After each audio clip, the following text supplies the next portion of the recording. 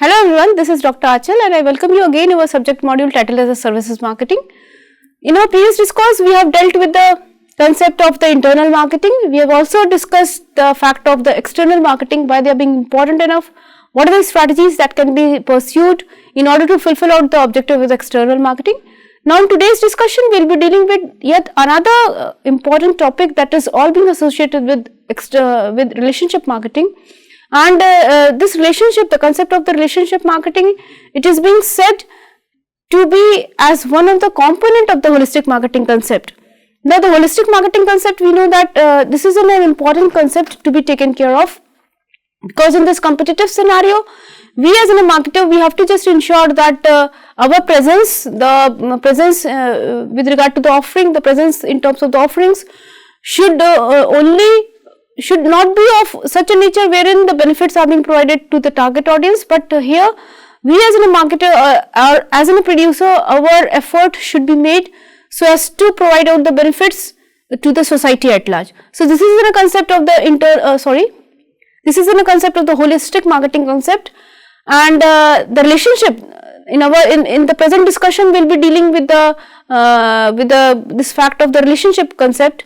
And here this concept of the relationship is being said as one of the important ingredient in the whole phenomena of the holistic marketing area. Now moving on with the slide, this slide says that the introduction, it's being related with the introduction, and here we are seeing that the term relationship marketing, it was being first coined in America in the early 1980s. Although it has no single agreed meaning, most of the definitions have common factors defined in the dictionary of the marketing terms of American Marketing Association, and that was being defined in the year 1995, which says that the relationship marketing is in a marketing with the conscious aim to develop and manage long-term and building a trusting relationship with the customers, distributors, suppliers or other parties in the marketing environment. Now the concept and the phenomenon of the relationship marketing, it is not new, and it was being coined in the early America. Now this concept of relationship marketing, it is not new. It was being coined in America in the early 1980s, and we are seeing that at that particular point of time there was no single definition, there was no single unanimous definition to be discussed upon. But if you deduce out the definition of the philosophy of the American Marketing Association, who has given out and who has tried to define out the concept of relationship in the year 1995 by trying to club out the important components, by trying to club out the important thrust areas of the different school of thoughts who have defined out this concept. And it says that the relationship marketing is in a marketing that is conscious aim to develop and manage long-term and trusting relationship with the customers, not only with the customers, the suppliers, distributors and other parties who are operating in the marketing environment. So we are seeing that it is an imperative duty for any organization, especially in case of the services organization, that they have to make a strong association, that association should be good enough. They have to develop a strong ties between the internal parties which are there operating in their establishment, between the external parties and the external stakeholders who are very much being interested enough to know out your functionality. So this is that is the phenomena of going for the development of relationship marketing or pursuing out the objective of the relationship marketing. It is not new, and it is in a deliberate attempt, the conscious attempt is being made by the producers, by the service providers, in order to have a good affinity, in order to develop a good association between the customers, between all the parties who are being involved in the distribution channels in the form of the dealers, the distributors or the suppliers. The suppliers who are being talked about in a very important important link in the whole distribution process, in the whole, not in the distribution process, their role starts from the production process even.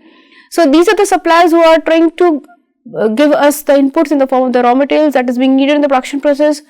In the case of the services discipline, we know that the production is not a tangible commodity, but even then, for the assimilation and the consumption of the intangible commodities in the form of the services, deeds and the associations, we need to have certain kind of presence of the supplemental aids.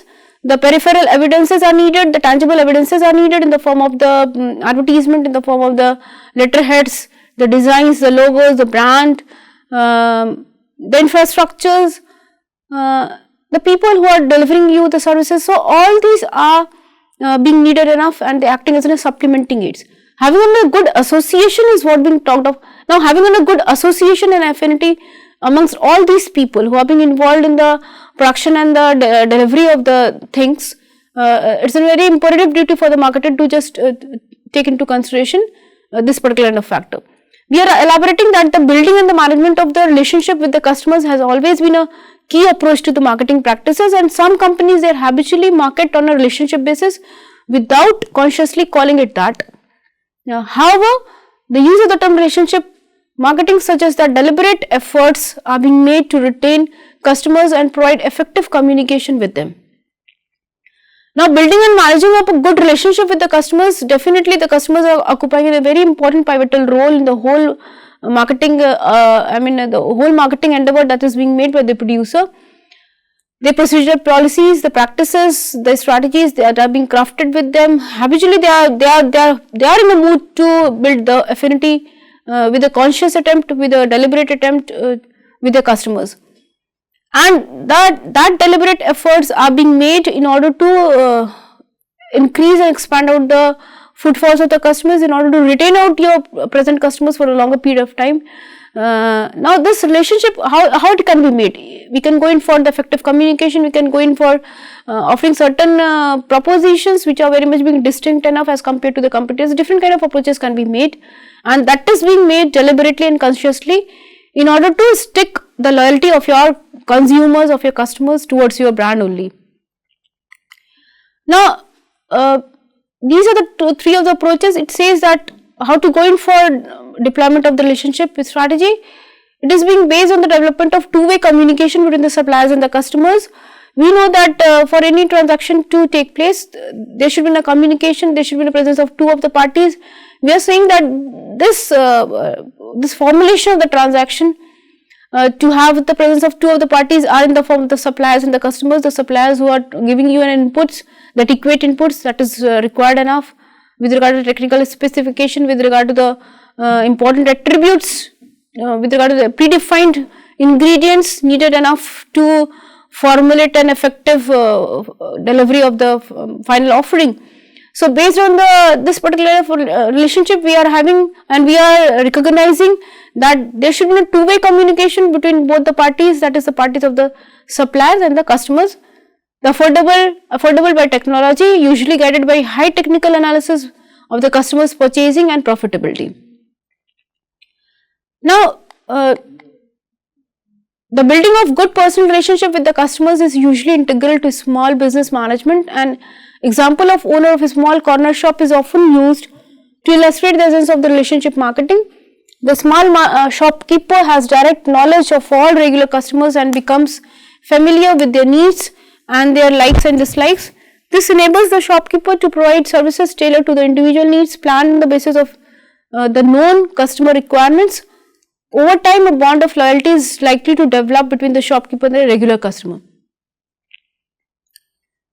Now, this building up a good personal relationship with the customers, we are seeing that is an integral part of basically the small business organization, the small, the sole proprietorship firm, the people who are operating out their business and the shops on a very small basis, and this relationship is more being pronounced in those small establishments, in those small entities, in those small, store. They are more being prominent enough, and their essence of the relationship management or the relationship marketing is more being pronounced, and it is more being recognized enough in the small areas, in the small shop, the areas that is being occupied with small shopkeepers, because they are having a direct association with the regular customers.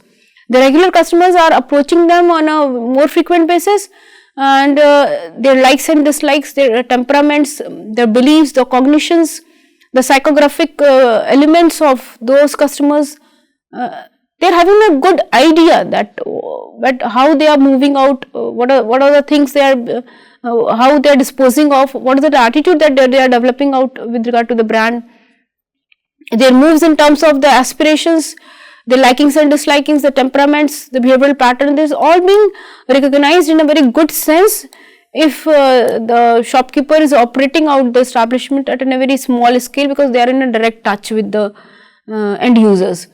So, we are seeing that this development of the relationship marketing, it is enabling out the shopkeeper to provide the services tailored to the individual needs, planned on the basis of the known customer requirements. So, if we as a shopkeeper, if we as a small sole proprietor, owner of a sole proprietor business, we are having direct association and frequent association with the end users, the consumers, we are more likely to know out their temperaments, their likings and dislikings, the behavioral pattern, what is the preferences that they are showing, and accordingly the things can be tailor made, the offerings can be tailor made, they can be personalized depending upon the needs, their expectations, and on a planned and a careful basis we can be able to craft out our strategies to meet out their expectations which they are seeking in for.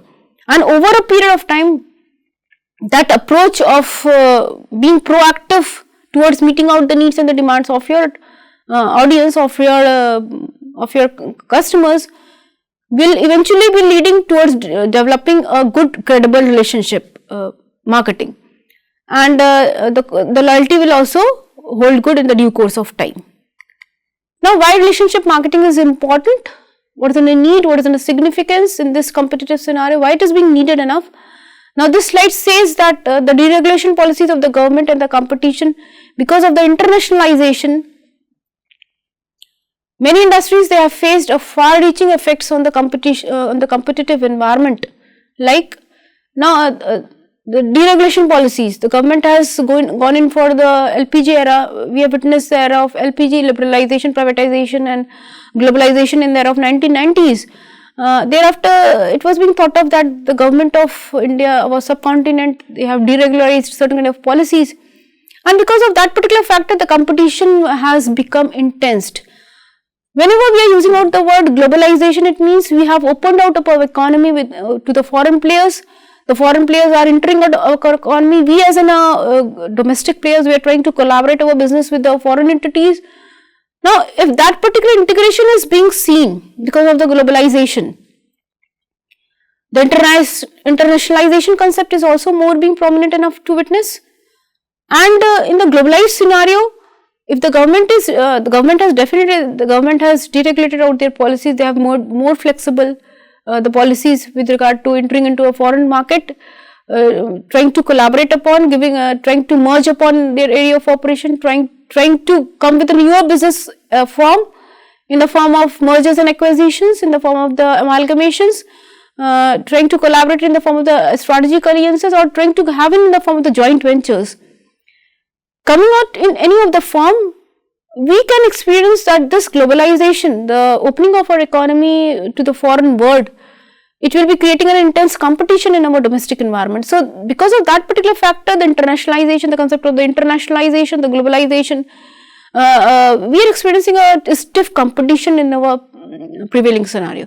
So, most of the industries, they have faced a far-reaching effects because of the stiff competition, and this is all being said in the slide that this is all being said as the ability to replicate out the physical products at the lower and lower cost facilitated the price undercutting by domestic and the international competitors. This encouraged many manufacturers to augment their physical products with the services in order to compete and even to survive.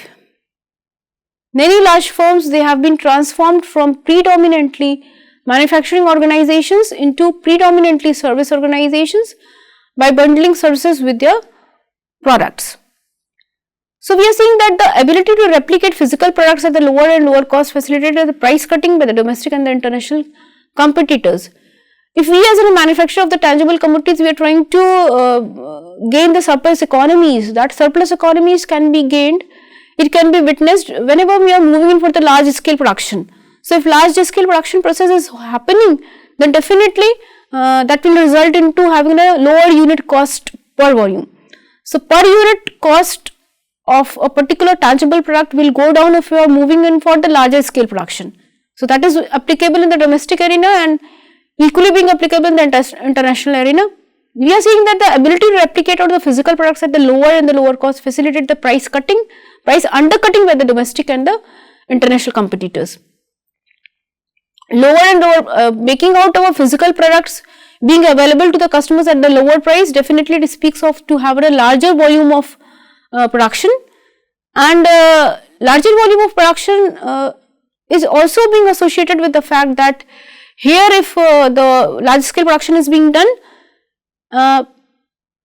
definitely there will be a number of brands to talk of, the availability of the brands will be larger in nature, and the competition will definitely it will be expanding, will be realizing on a stiff competition at that particular point of time because of the greater supply of the goods as compared to the demand. So, we are in a need, or we are in a situation wherein the supply of the commodities, they are greater in number, they are large in number as compared to the demands, with the numerous brands, with the numerous variants, definitely the price undercutting will be seen, and we are seeing that this will encourage many manufacturers to augment their physical products with the services in order to compete and even to survive. Now, if that happens, if large scale production is being done, and because of the globalization factor, we are seeing that the intense competition is also very much being pronounced, then all these factors, all these phenomena will be clubbing, and it will be creating an aggravating situation for the firm to survive. Now, in order to have a survival, the firm will be going in for the different alternative arrangements. Either they will be trying to modify and improvise their physical offering into any of the firm, or they may be trying to collaborate out their physical utilities, the core utilities, getting improvised in any of the firm. So, here we have seen that this is an example in which we have said that if large many firms they are witnessing out this phenomena of the globalization, and because of that particular factor the price cutting is being seen by them. In order to survive this stiff competition, they have improvised themselves, they have modified themselves, and that adaptability is what is being talked of in the sense of the Charles Darwin theory, that is the survival of the fittest. So, in order to the Charles Darwin's theory says the same fact that in order to survive you have to adapt, you have to go in for that flexible approach. So, the adaptability factor is being needed. So, what the business organization did, they also tried to evolve, they also tried to transform themselves, and they have diffused out the production of the physical commodities, they have tried to diffuse out the production of the tangible evidences, and they have clubbed out that particular diffusion with the association of some intangible cues. And we have said that many large firms, they have been transformed from predominantly manufacturing organizations into predominantly service organizations by bundling services with the products. Now, this was a strategy that was being seen, that here the large manufacturing firms, they have transformed out their area of operation and modified themselves and replaced the manufacturing of the physical commodities by adoption and by going in for the deliverance of the services offerings, which was basically intangible offerings, the intangible deeds and the abstractness to talk of. So, that transformation is being needed because we have to grow, we have to survive, and after the survival, if you are surviving, definitely the growth and the development process will happen. So, this is a strategy that was being seen, and this is also a way wherein we are seeing that how this phenomena developed, how this translation, how this transformation has been seen, which is being said as one of the prominent attributable reason towards the growth and the development of the relationship marketing. Now, the second one, the need to keep existing customers become a priority in the face of the intense competition and high comparative marketing cost of acquiring new customers. That was being quoted by the two of the theorists, Reich, Held and Sasser in the year 1990. Now, we know that our effort as a marketer, working in any of the area, working in the manufacturing of the physical commodities, working in the production of, disposition of the services, we as a marketer, we know that our customers, they are occupying in a very pivotal role. They are the kingpin of the marketing decisional area. So, the need to keep out the existing customers, it has become a priority in the face of the intense competition and high comparative marketing cost of acquiring new customers. Because we know in order to attract out the new customers, it in turn warrants to have a greater amount of expenditure. The information, the creation, the awareness, the flotation of the awareness regarding your brand offerings to the different promotional appeal, it is one of the thing. But in order to attract out the new customer, it warrants to have a greater amount of expenditure in terms of offering them certain kind of discounts, in terms of persuading them, with regard to giving them certain rebates in the coupons, giving them some certain kind of extra doses of extra doses of appeal to go in for the purchase process of our products. So this tends to be in a higher comparative operating cost, marketing cost, that is. So that was also one of the reason. And third, we are seeing that increased competition and deregulation in many of the services dominated industries resulted in concentration of service quality as a means of achieving a competitive advantage. Because of the increased competition and deregulation in most of the service industries that is being dominated by the offering of the services abstractness, it has resulted in the concentration of the service quality, and because of that we are seeing that it was one of the reasons towards achieving out a competitive advantage. Earlier also we have discussed about the fact that our Indian subcontinent, our economy, they are moving from the agricultural base to the industrial base, and thereafter in today's arena, like not only in today's arena, in the way back in the years 10 to 15 years back, we can see that our Indian economy, they have witnessed out the fact that our subcontinent is also getting service oriented. It is trying to occupy the shape of service domination. It means that here the service oriented economy, our economy is becoming service oriented, and most of the efforts, most of the endeavor is being made by the tertiary sector, by the services sector, in order to boost up the GDP growth of our economy. So this particular phenomena, the phenomena of translation from agrarian to manufacturing and from manufacturing to services sectors has also, it has primarily been witnessed in most of the Western countries like France, US, Australia. They have already recognized out the fact that their economy have become service oriented. But way back talking of with regard to our economy, our subcontinent, we have realized out this fact that becoming a service oriented is very important, imperative fact, and our economy, our GDP growth is being contributed, that is most of the most of the impetus is being done by the services sector towards the growth and the development of the GDP in our economy. So here the importance of the services is more being pronounced in the way back in the areas, way back in the years of 10 to 15 years back. So because of this stiff competition, we have realized that there should be, numerous kind of offerings are being experienced, and numerous kinds of abstractness are being experienced with the consumption of each and every physical product. There lies a certain kind of abstractness to talk of. Now here, because of that particular factor, the quality of the services, they tend to be improved upon. We as a service marketer, as a provider, we have to have that particular feeling to act ourselves as a distinct enough, because already the market is being saturated with the things.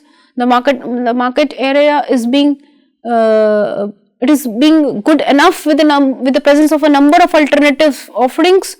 So we have to go in for adoption of such a strategy which is very much being unique enough, which is very much being distinct enough as compared to the offerings which the other marketers are trying to float in the market area.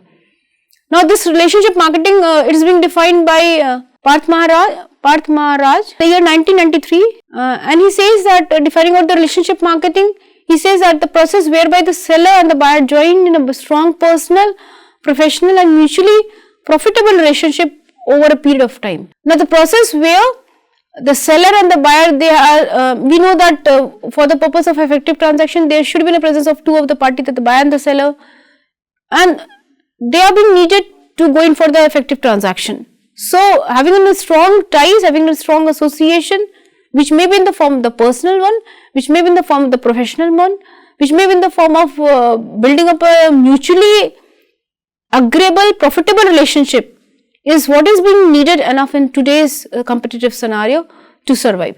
And that will eventually be developed over a period of time whenever you are transacting out your business very effectively, very diligently to your end users, to your end consumers. Definitely that will be like in cases of the services, definitely it will be developing in due course of time, because in the case of the services which are more being pronounced because they are more being pronounced of the credence qualities, they are more being associated with the credence qualities.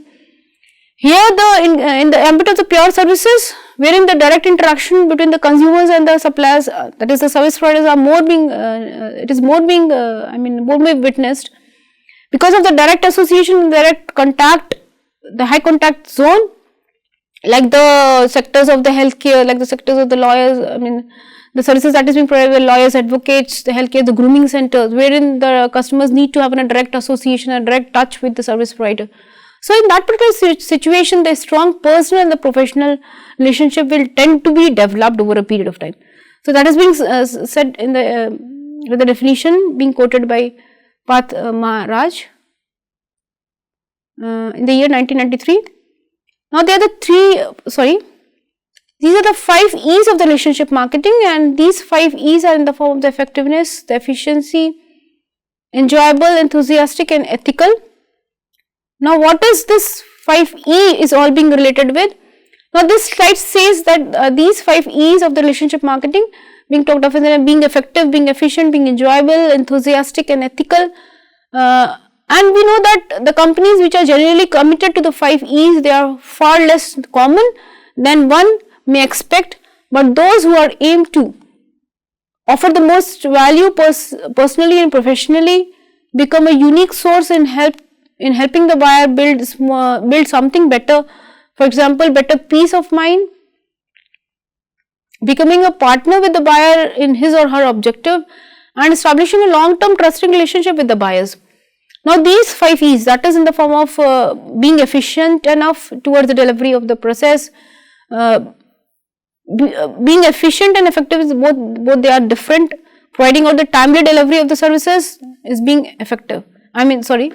Providing timely delivery of the services is what is being known as efficient. And if you are trying to commit out your resources within the limited availability of the resources which you are having on, if you are trying to dispose of your services within that particular limited availability of the resources, you will be talked of as cost efficient, and the effective delivery process will happen. Definitely, the delivery of the services or the offerings should be enjoyable enough from the customer's perspective.